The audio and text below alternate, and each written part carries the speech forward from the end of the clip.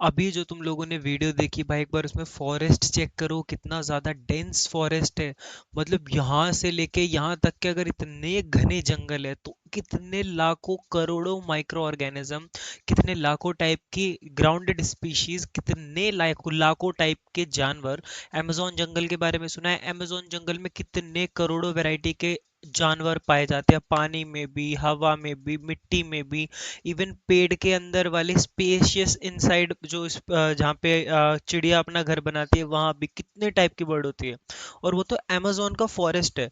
तो बायोडाइवर्सिटी तुम्हें क्या सिखा रही है कि कितने करोड़ों टाइप की स्पीशीज एग्जिस्टेंस है अभी भी, जो एग्जिस्ट करती है अर्थ पे। बट कुछ स्पीशीज उनमें से एक्सटिंक्ट हो रही है, कुछ स्पीशीज उनमें से गायब हो रही है, विलुप्त हो रही है। ठीक है, वो किस वजह से हो रही है, क्यों हो रही है? जो हम डिफॉरेस्टेशन कर रहे हैं, पेड़ों को काट रहे हैं, हमें ऑक्सीजन भी नहीं मिल रहा, फोटोसिंथेसिस भी नहीं कर पा रहे वो बेचारे, अपना एनिमल्स को भी फूड नहीं मिल पा रहा, एक इकोसिस्टम कोलैप्स होता जा रहा है। और कैसे ये वर्ल्ड एक ऐसी जगह पे जा रहा है जहां पे एंड है सब चीजों का। So welcome back to my channel. Okay, आज हम पढ़ने वाले हैं क्या? आज हम पढ़ने वाले हैं डाइवर्सिटी एंड क्लासिफिकेशन। ठीक है, सो एनसीईआरटी के लाइन बाय लाइन मेरे लेक्चर्स रहते हैं, एज यू सीन बिफोर। सो हम ऐसे ही लाइन बाय लाइन वाले लेक्चर्स को कंटिन्यू करते हुए ये रिदम को, ठीक है, आज हमने एक नया चैप्टर स्टार्ट करा है गाइस। तो देखो, पहली line, have you ever wondered why some place can survive long droughts while other can not? इसका मतलब है, क्या तुमने कभी भी ये दिमाग में अपने थॉट लाया कि कुछ कुछ जो पेड़ होते हैं, कुछ कुछ जो प्लांट होते हैं, वो एक सूखापन है ना, मतलब एक लंबे टाइम से सूखे सूखे एरिया में रहते हैं बट फिर भी सरवाइव कर जाते हैं। कुछ कुछ पेड़ होते हैं जो कि भैया क्या पानी में भी हैं, सारी उनमें कंडीशंस फुलफिल भी है, स्टिल वो उतने अच्छे से सरवाइव नहीं कर पाते। ऐसा क्यों?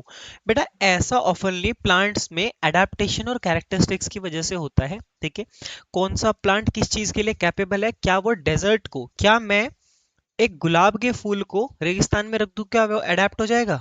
नहीं, वो उस चीज के लिए बना ही नहीं, उसके वैसे कैरेक्टरिस्टिक्स है ही नहीं। क्या मैं पानी में उगने वाले प्लांट को रेगिस्तान में रख दूं, क्या वो उग जाएगा और उगता रहेगा? क्या वो खिलाएगा, बिल्कुल खिलखिला जाएगा? नहीं, सीधी सी बात है, नहीं। ये डिपेंड करता है प्लांट की अडेप्टेशन पे, प्लांट कितनी जल्दी कौन से क्लाइमेट में अडेप्ट हो पा रहा है, और प्लांट के क्या क्या कैरेक्टरिस्टिक्स है, क्या वो उस एनवायरनमेंट के लिए सस्टेनेबल भी है या फिर नहीं है ना?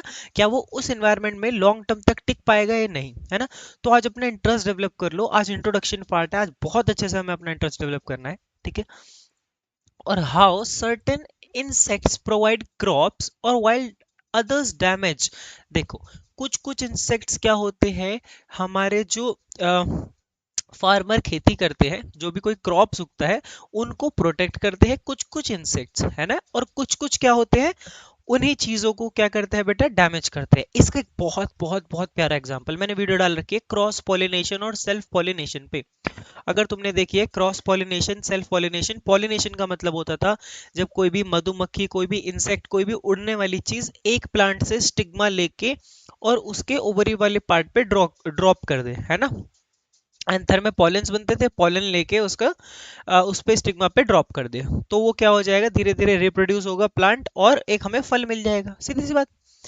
अगर किसी को नहीं पता तो इतना समझो, जो इन्वायरमेंट में बीज होती है, बटरफ्लाईज होते हैं, बैट्स होते हैं, इंसेक्ट्स होते हैं, उनका काम ये होता है वो एक जगह से दूसरी जगह पे पॉलेंस को ड्रॉप कर दे। पॉलन वो जिससे एक छोटा सा बीज फल बनेगा, पोलन की मदद से एक छोटा सा बीज फल बनता है।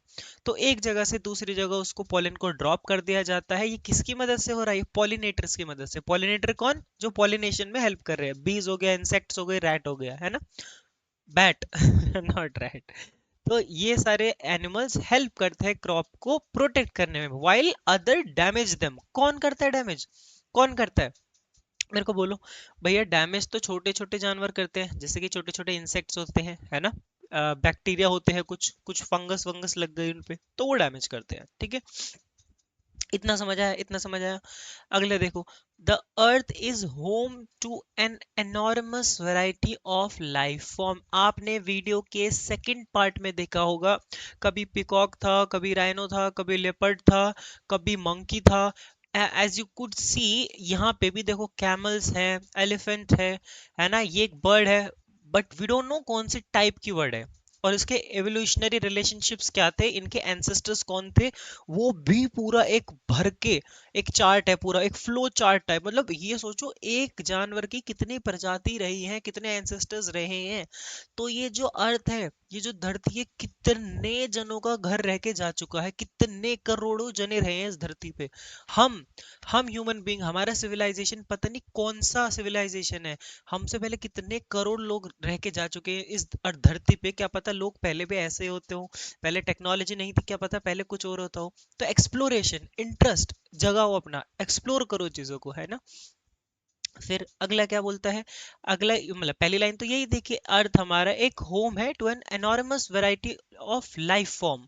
लाइफ फॉर्म मतलब डिफरेंट डिफरेंट हैबिटेट पे एग्जिस्टेंस एग्जिस्ट कर सकती है। जैसे हैबिटेट माने जगह, फॉरेस्ट में कर सकती है ना।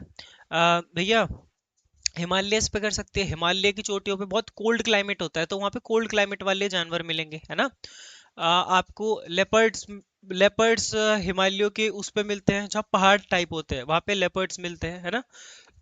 डेजर्ट हो गया, डेजर्ट में क्या मिलता है आपको, ऊंट मिलता है। ओशंस हो गए, एक्वाटिक एनिमल्स मिलेंगे, वेल, शार्क, है ना, ये सारी चीजें। फॉरेस्ट, फॉरेस्ट में भी आपको डिफरेंट डिफरेंट टाइप के एनिमल्स देखने को मिलते हैं, जैसे कि यहाँ इस पिक्चर में देख सकते हो, बर्ड हो गया, मंकी हो गया, एलिफेंट हो गया, है ना, जेब्रा हो गया, टाइगर्स हो गए, राइट।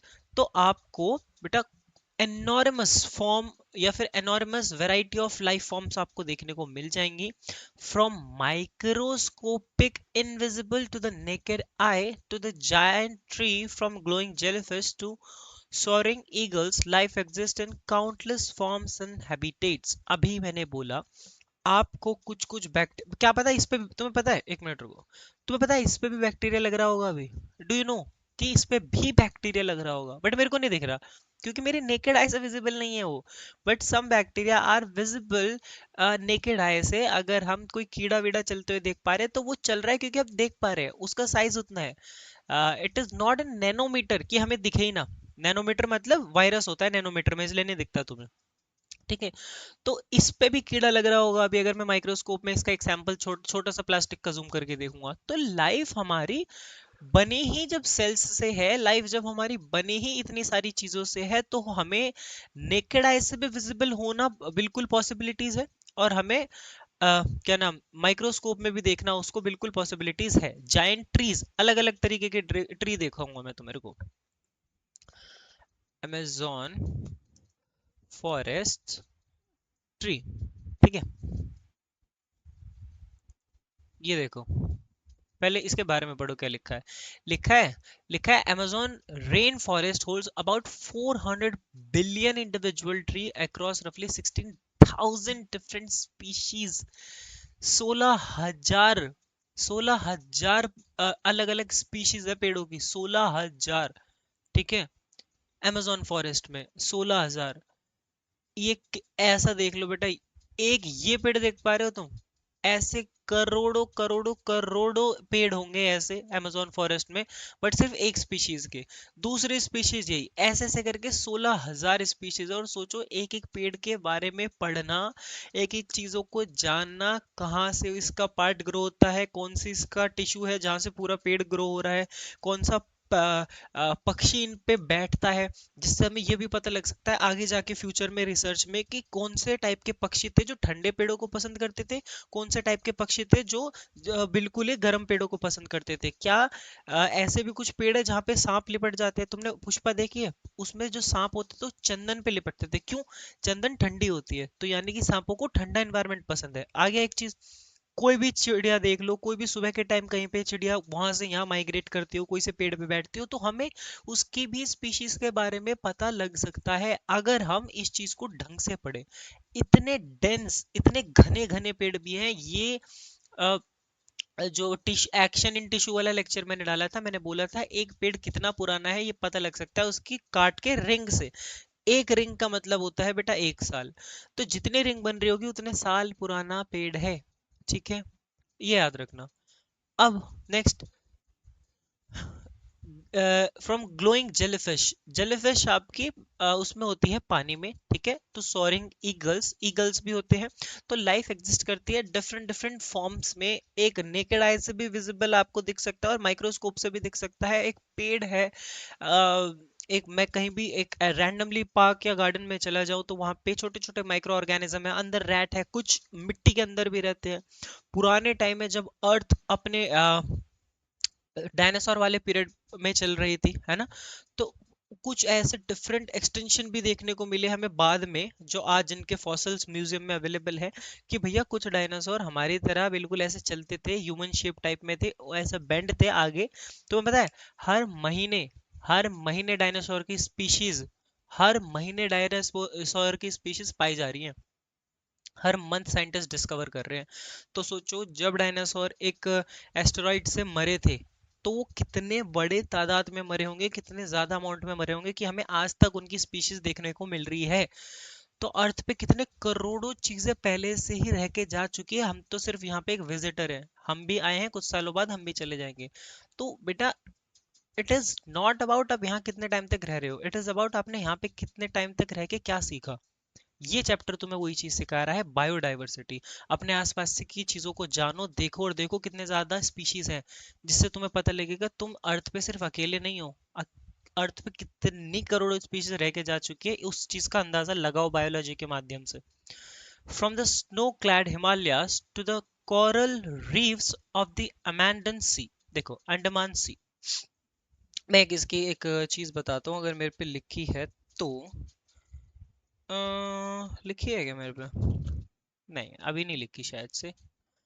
देखो, from the snow clad Himalayas to the coral reef, मैं तुम्हें इसको डायग्राम दिखाता हूँ। कहाँ गया? स्नो क्लैड हिमालयाज ना, स्नो क्लैड हिमालय, ये देखो, ये है बेटा स्नो क्लैड या स्नो कवर्ड हिमालयाज बोलते हैं इसको, ठीक है। मतलब बर्फ से ढके हुए पहाड़, है ना, जहाँ पे बहुत ज्यादा ठंड होती है। To the coral reefs of Andaman sea. Coral reefs, एक एक वर्ड का मतलब जानेंगे भैया, एक एक वर्ड का डायग्राम देखेंगे, मतलब तो पता ही है। कोरल रीफ, ठीक है। ये पानी में होते हैं, मैं जिसको नहीं पता बता दूं, और इसके किसी को बारे में जानना है तो ये under cover ecosystem made of tiny animals called coral polyps. छोटे छोटे एनिमल्स होते हैं कोरल रीफ के अंडर, ठीक है। तो एक कोरल रीफ तुम्हें ऐसी दिखेगी कुछ, this is how it looks like. ये बहुत ज्यादा ब्यूटीफुल होती है, बहुत बहुत ब्यूटीफुल होती है, ठीक है।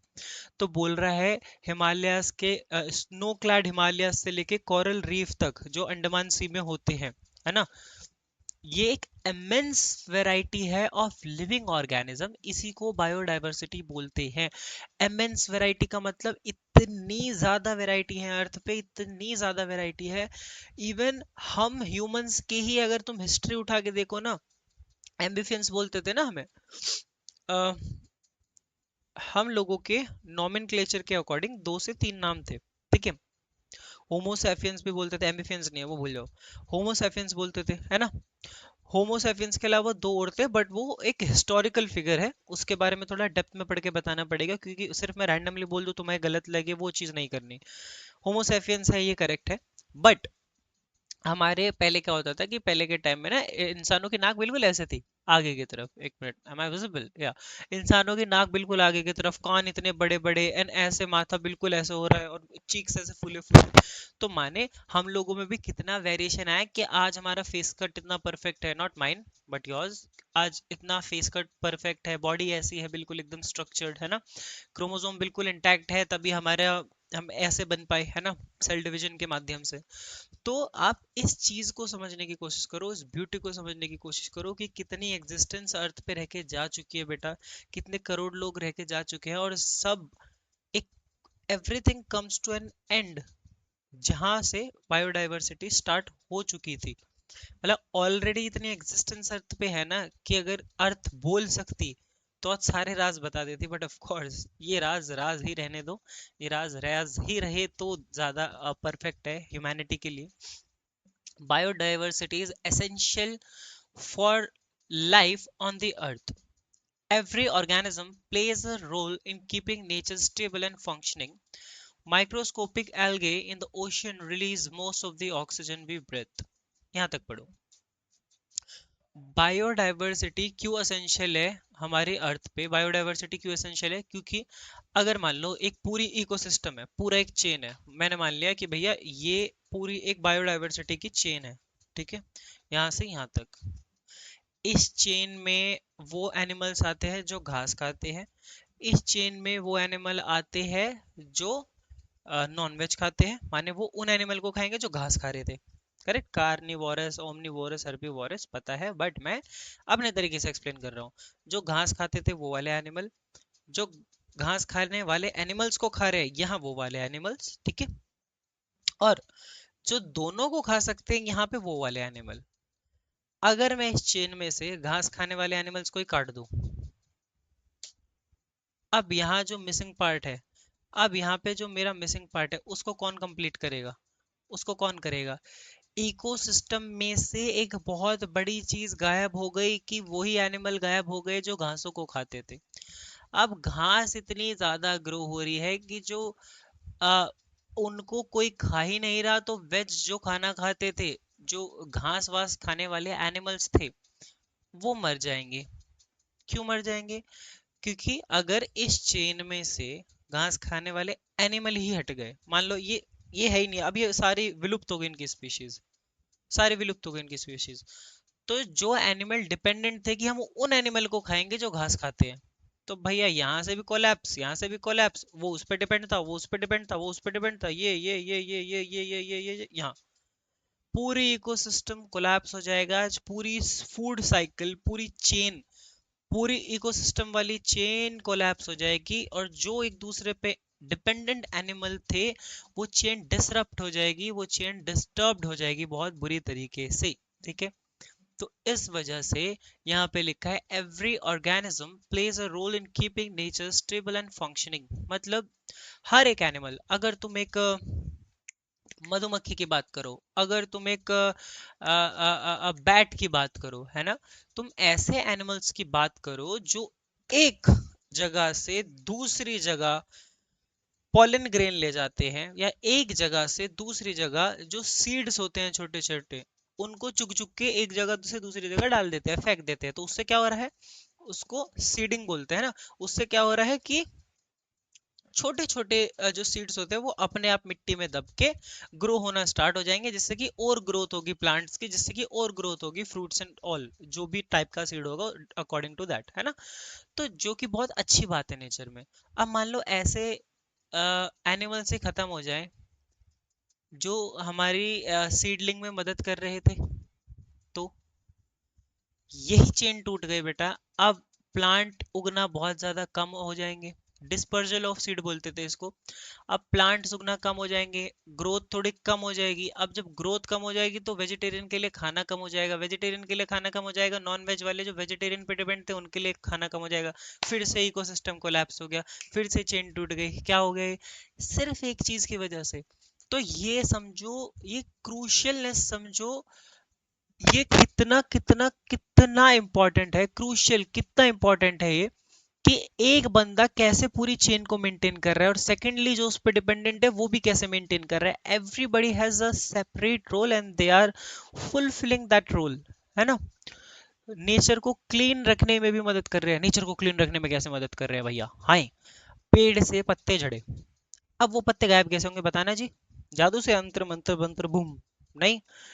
जो भी माइक्रो ऑर्गेनिज्म होंगे, छोटे छोटे माइक्रो ऑर्गेनिज्म होंगे, वो उसको डिकम्पोज करेंगे, धीरे धीरे खाएंगे, धीरे धीरे खाएंगे। तीसरी वीडियो जो मैंने शुरू में अटैच करी थी, वो पत्ती को धीरे धीरे खाएंगे तभी तो पत्ती क्लीन होगी, और जो उससे न्यूट्रिएंट्स मिलेंगे वो दोबारा सॉइल में चले जाएंगे, दोबारा पेड़ और तेजी से ग्रो होगा। डिकम्पोज करने के लिए माइक्रो ऑर्गेनिज्म ही ना हो एनवायरमेंट में, क्या होगा भाई? इतना सड़ जाएगा ना हमारा एनवायरमेंट, हमारी अर्थ इतनी डिके हो जाएगी, इतनी स्मेल आएगी। ऑलरेडी जो नॉर्मल एनिमल्स हैं उनका भी जीना हराम हो जाएगा। पीएच पूरा बदल जाएगा, पानी का सारी चीजों का पीएच बदल जाएगा, टेम्परेचर वेम्परेचर सब बदल जाएगा। सोचो, एक बंदा कैसे पूरे इकोसिस्टम को चला रहा है।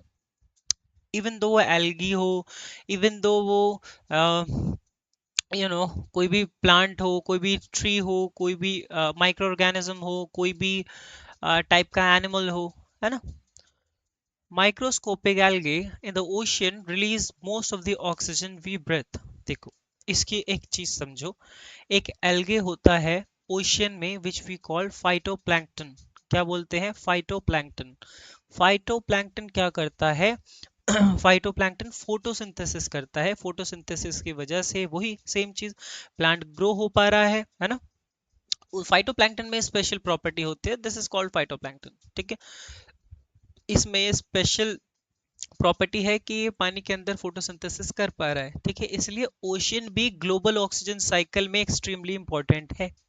जो ग्लोबल ऑक्सीजन साइकिल है पूरी, इसमें ओशियन का भी कंट्रीब्यूशन है बहुत ज्यादा। जो हम सांस ले रहे हैं ना आज, वो ओशियन का भी कंट्रीब्यूशन है।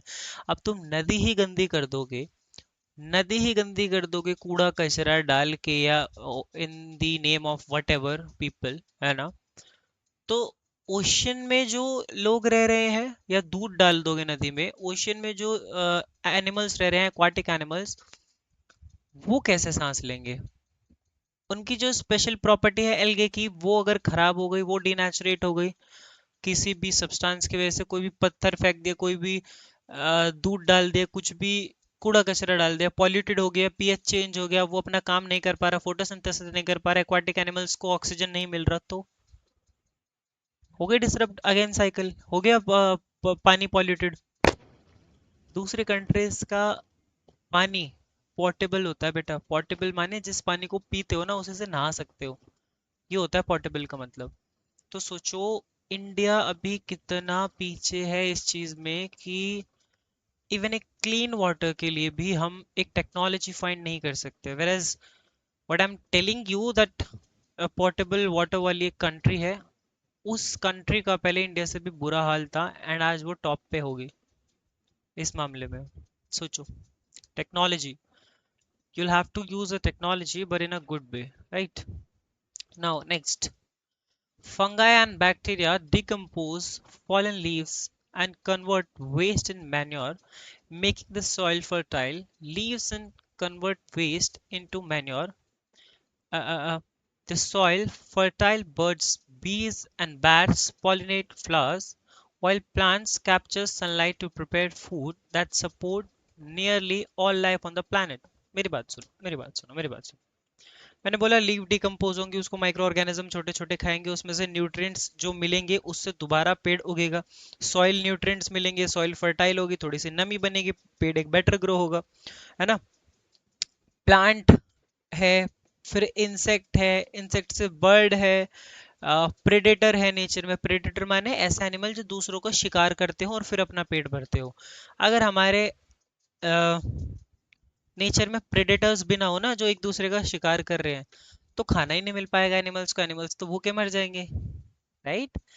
Every animal that is dependent on the other animal, अगर उसका एक्सटेंशन हुआ तो जो पीछे साइकिल में एनिमल लगा पड़ा था वो क्या खाएगा बेटा? अब अगर ये दो चीज है, ये हमेशा इसको खाता है, मैं इसको ही गायब कर दूं, ये क्या खाएगा? ये तो अपनी भूख से मर जाएगा ना।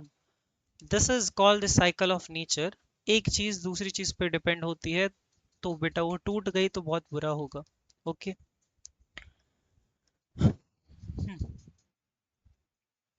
मैन्योर माने समझते हो?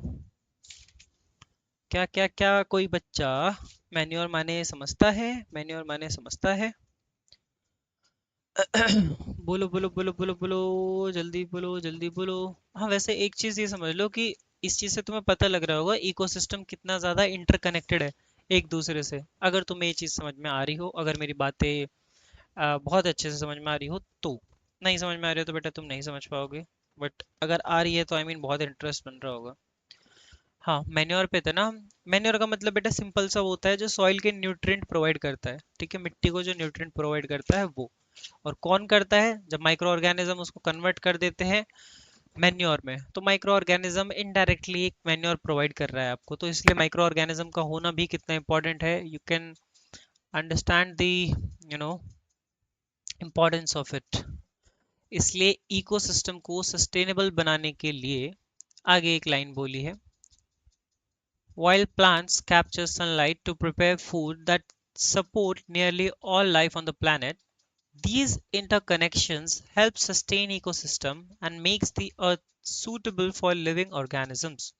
कहने का मतलब ये है, इसलिए ही इकोसिस्टम सस्टेनेबल है, क्योंकि पहली चीज हमारे पास कुछ ऐसे पेड़ या ऐसे क्रॉप्स भी हैं जो थोड़ा कम पानी में ग्रो हो जाए, जो थोड़े सूखे सूखे एरिया में ग्रो हो जाए। तुमने देखा सूखे सूखे एरिया में बंजर जगह पे भी थोड़ी थोड़ी घास उगती है, तो वो एक अलग स्पीशीज हो गई। हमारे पास ऐसे पेड़ भी हैं जो बहुत घनी बारिश में उगते हैं, वो भी है। हमारे पास ऐसे पेड़ भी है जो कि हार्मफुल इंसेक्ट्स या पेस्टिसाइड्स के अगेंस्ट थोड़े से रेजिस्टेंस हो, थोड़ा सा सह जाएं और फिर भी उग जाए। हमारे पास ऐसी कल्चरल एग्रीकल्चरल टेक्निक्स हैं जो कि हम ग्रो कर सकते हैं, पुअर सॉइल में भी हम न्यूट्रिएंट को ग्रो कर सकते हैं। ठीक है।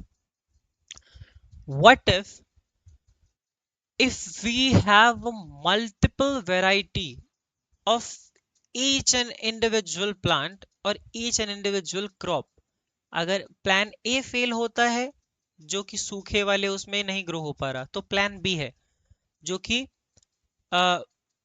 अलग अलग पेस्टिसाइड्स के अगेंस्ट भी ग्रो हो जाएगा। फिर हम पे प्लान सी है, फिर हम पे प्लान डी है। डिफरेंट प्लांट पे डिफरेंट कैरेक्टरिस्टिक्स है, डिफरेंट एडेप्टेशन है। तो हमें ऐसा पता लगता है कि हम पे वास्ट वैरायटी है। इसलिए एनसीईआरटी में मेंशन था कि एनोमरस वैरायटी है हम पे लाइफ फॉर्म की, चाहे वो प्लांट हो, चाहे वो माइक्रो ऑर्गेनिज्म हो, चाहे वो आसमान में हो, चाहे कहीं भी हो। समझ पा रहे हो मेरी बात? जैसे कि आप आगे क्या लिखा है पहले यहाँ देख लेते हैं। Sunlight to prepare food that support nearly all life on the planet. These interconnections help sustain ecosystem, make this earth suitable for living organism. हर एक चीज आपस में इंटरकनेक्टेड होने की वजह से एक दूसरे को सपोर्ट करती है। शेर डिपेंड है डियर पे, डियर डिपेंड है किसी और चीज पे। अगर वो और चीज नहीं रही, डियर नहीं रहेगा। अगर एनिमल एक्सटिंक्ट होने लगे तो शेर खाएगा किसे? शेर भी मर जाएगा। ये सब डिकम्पोज नहीं हो पाए अगर माइक्रो ऑर्गेनिज्म की वजह से। माइक्रो ऑर्गेनिज्म भी नहीं है, डिकम्पोज नहीं हो पाए, तो इन्वायरमेंट में बदबू फैल जाएगी, एकदम से पूरा इन्वायरमेंट गंदा हो जाएगा। उसको क्लीन करने के लिए कुछ भी नहीं है, कुछ भी नहीं है, वो सड़ता जा रहा है, सड़ता जा रहा है। डिफरेंट डिफरेंट प्रकार की गैस रिलीज होंगी जो हमारी एयर को भी क्या कर रही है, एयर की भी क्वालिटी गंदी कर देंगी। हमारे को फिर वहां से एयर से हमें क्या हो सकता है, ट्रांसमिशन हो सकता है। ट्रांसमिशन एक चीज का एक दूसरी चीज में जाना, एयर ट्रांसमिशन हो सकता है। हमें कोई बैक्टीरिया इन्फेक्शन हो सकता है, अगर वो बहुत ज्यादा बढ़ गया तो हमें डेथ हो सकती है। तो सोचो इकोसिस्टम का इंटरकनेक्शन कितना इंपॉर्टेंट है इस अर्थ को सस्टेनेबल बनाने के लिए। That's what the paragraph is saying. I am not saying that, the paragraph is saying that. Okay, I hope आप इंजॉय कर रहे हो। Humans too depend on biodiversity for food, shelter, medicines and livelihood. इंसान भी biodiversity पे depend है। एक चीज पे नहीं डिपेंड है इंसान, सिर्फ मैं रोटी पे डिपेंड नहीं रह सकता। रोटी कहाँ से आ रही है? ग्रेन, कौन से ग्रेन से आ रही है? कौन से जमीन पे उगी थी? वो जमीन बनाने के लिए कौन सा सॉइल यूज करा गया? वो सॉइल बनाने के लिए कौन से माइक्रो ऑर्गेनिजम्स थे? वो सॉइल को फर्टाइल करने के लिए कौन से टाइप के माइक्रो ऑर्गेनिजम्स थे? वो जमीन आई कहाँ से? उसका इन्वेंशन कहाँ से हुआ? मैं एक चीज को पकड़ू ना तो बेटा बायोडाइवर्सिटी इजिली एक्सप्लेन हो जाएगा, बट हम पूरे एग्जाम्पल्स इस्तेमाल करेंगे। पहला, फूड। डिफरेंट डिफरेंट टाइप के फूड डिफरेंट डिफरेंट ग्रेन से, डिफरेंट डिफरेंट प्लांट से आते हैं, और वो अलग अलग स्पीशीज ऑफ प्लांट्स भी होते हैं। उनको कल्टीवेट करने के लिए कितना अमाउंट ऑफ पानी चाहिए, कितना अमाउंट ऑफ सीड्स चाहिए, कितना अमाउंट ऑफ मिट्टी चाहिए, कितना amount of what ever the need is, वो कितनी चाहिए, है ना। शेल्टर, हम एक घर बना रहे हैं, हम एक छत बना रहे हैं, लकड़ी हम पेड़ से लेते हैं, है ना। Even the cigarette that you are smoking, उसकी जो बाहर की आउटर कवरिंग लेयर होती है, उसके लिए भी प्लांट मिलता है। जो आप किसी भी सिगरेट को ऐसे होल्ड करते हो ना, उसकी भी फाइन लेयर होती है, वो भी ट्री से आती है ना। Medicine also came from plant. For an example, if I give you an example, morphine is an example that comes from a plant, right? Morphine के अलावा, I mean, there are also such medicine digitalis, digoxin, and so on. But you are in a ninth standard, so I will search for you to make it easy. I know 3 to 4 names. Okay, natural medicine names.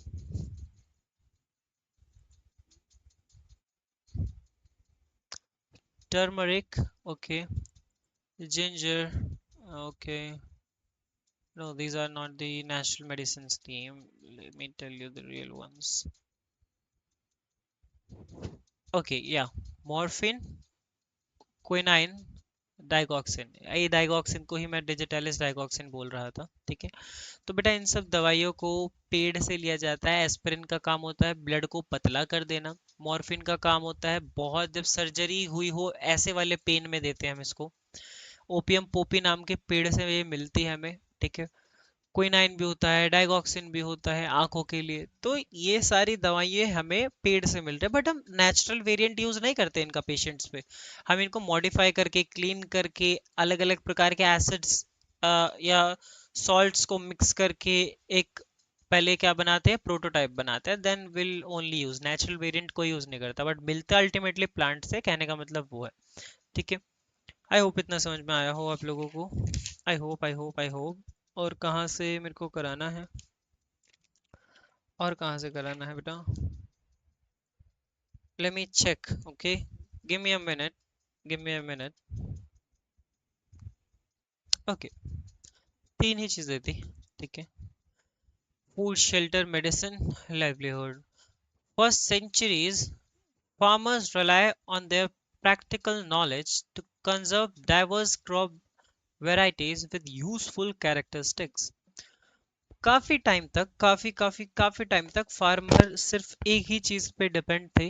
Farmer सिर्फ एक ही practical knowledge पे depend थे अपनी खेती बाड़ी को बचाने के लिए। जैसे उनको ये पता था कि भैया कुछ ड्रॉट टॉलरेंस भी होते हैं, कुछ ऐसे पेड़ जो कम मतलब थोड़े से सूखे एरिया में उग सकते हैं। कुछ ऐसे भी होते हैं जो पेस्ट रेजिस्टेंस होते हैं, मतलब ज़्यादा उन पे कुछ असर पड़ता नहीं है, जो पेस्टिसाइड्स वगैरह होते हैं जो प्लांट को बर्बाद कर देते हैं, उन वाले प्लांट्स का स्पेसिफिक उन पे असर पड़ता नहीं है। और कुछ ऐसी एबिलिटी भी है हम लोगों पे कि हम न्यूट्रिएंट भी ग्रो कर सके पुअर सॉइल में। ज़्यादा अच्छी ज़मीन नहीं है, ज़्यादा अच्छा उसका वो नहीं है, बट हम स्टिल उसको ग्रो कर सकते हैं, हम पे ऐसी चीज़ें भी है, ठीक है। और क्या बोला है इसमें? ठीक है, अभी के लिए तो इतना ही बोला है ना, तो ठीक है। They realize that diversity reduces the risk of crop failure and strengthens food security. अब इस चीज का मतलब समझो, इस चीज का मतलब समझने की कोशिश करो। उन्होंने ये रियलाइज करा कि अगर हम पे वैरायटी होती ना, एक पेड़ एक ही चीज नहीं होती, हम पे 6 चीज होती, तो हम पहले एक को ट्राई करते, वो फेल हो गई, हट, दूसरी आई, दूसरी फेल हो गई, हट, तीसरी आई, तीसरी फेल हो गई, हट, चौथी आई, चौथी फेल हो गई, हट, पांचवी आई, पांचवी फेल हो गई, हट, छठी आई। तो हम डिफरेंट डिफरेंट मेथड्स को यूज कर सकते हैं, नोइंग दैट कि हम पे डाइवर्सिटी है, तो इससे क्रॉप फेलियर का रिस्क कम होगा। हम एक चीज पे डिपेंडेंट रहेंगे तो क्रॉप फेलियर होगा ही होगा, बट हम पे 6 चीजें तो क्रॉप फेलियर का रिस्क घट जाएगा। और इससे हमारी फूड सिक्योरिटी थोड़ी सी बढ़ जाएगी, स्ट्रेंथन होगी फूड सिक्योरिटी, माने हम पे खाने पीने के लिए सफिशिएंट या फिर रिलायबल फूड सोर्सेज अवेलेबल रहेंगे स्टिल, क्योंकि 6 वैरायटी है तो 5 से तो फूड सोर्सेज अवेलेबल रहेंगे, एक फेल हो गया तो, है ना। In such a vast diversity, organisms share certain similarities while also showing many differences. इतनी वास्ट डिफरेंट डाइवर्सिटी में भी ऑर्गेनिज्म कुछ सर्टेन सिमिलैरिटीज शो करते हैं। जैसे हम हैं और डॉग्स हैं, दोनों रिप्रोड्यूस कर सकते हैं, कर सकते हैं, दोनों लिविंग ऑर्गेनिज्म है, कर मतलब दोनों लिविंग ऑर्गेनिज्म जी हैं, ये हो गई सिमिलैरिटी। पर डिफरेंसेस क्या है? उनके रिप्रोडक्शन का पूरा प्रोसेस अलग है, मेरे रिप्रोडक्शन का पूरा प्रोसेस अलग है। मेरी इंटरनल बॉडी एनाटमी पूरी अलग है, मेरा चेस्ट है, मेरा लीवर है ना, मतलब मेरा लीवर है, किडनीज है, बायोलिटरल प्रेजेंट होती है, मेरा गॉल ब्लैडर है, मेरा हार्ट है, उनकी एनाटमी अलग होती है। और मैं तो कल या परसों सुना ऑक्टोपस को 3 दिल होते हैं, मेरा बूम दिमाग घूम गया। तो उनकी एनाटमी अलग होती है, तो सोचो कि सिमिलैरिटीज भी शो कर रहे हैं बट स्टिल कितना डिफरेंसेस है हम लोगों में। To study diversity, Systematically, scientists group and classify organisms based on their shared characteristics and evolutionary relationships. माने साइंटिस्ट ने क्या निकाला? साइंटिस्ट ने बेटा निकाला शेयर कैरेक्टरिस्टिक्स का मतलब मैं बताऊंगा, डाइवर्सिटी को, अलग अलग डाइवर्सिटी को पढ़ने के लिए सिस्टमेटिक तौर से एक बाय एक साइंटिस्ट ने ग्रुप निकाले, जिन नाम के पीछे ये वाला ग्रुप है तो ये इस ग्रुप की ही पूरी प्रजाति है, इसको अलग करो। अब हम इसको आराम से पढ़ेंगे। जिन नाम के पीछे ये है इसको अलग करो, इसको अलग से पढ़ेंगे। जो वुल्फ होते हैं ना, क्लास 11th में पढ़ोगे, जो भेड़िए होते हैं, भेड़िए का ही वेरिएशन होते होते होते होते कुत्ता बना है।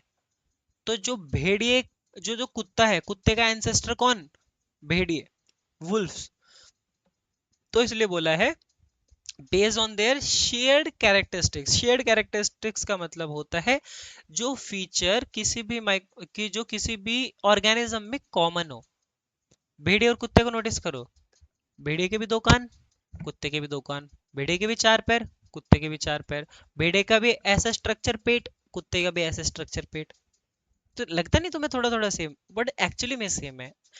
उसके पूर्वज लोग, यहाँ पे लिखा भी होगा shared characteristics and evolutionary relationship, माने उसके एंसेस्टर्स, जो उनके पूर्वज लोग रहे उनके बेसिस पे देखा जाता है। जैसे मैमथ होते थे ना, मैमथ बड़े वाले हाथी, इतने लंबे लंबे दांत, वो होते होते उनके जेनेटिक्स आज हाथियों में है। तो हाथी एक छोटा रूप है मैमथ का। मैमथ दिखाऊं? मैमथ, मैमोथ बोलते हैं शायद इनको। ये देखो, ये ये this is not a fiction, this is not a fiction बच्चे, इसके फॉसिल्स पाए गए हैं। These are the real fossils that has been stored in the museum.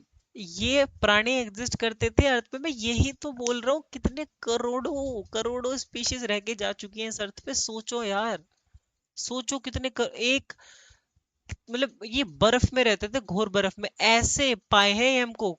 पर इनके कुछ कुछ पार्ट पाए हैं, ये रियल पिक्चर नहीं है, ओके, कुछ कुछ पार्ट पाए हैं, ऐसे प्रिजर्व रहते हैं ये।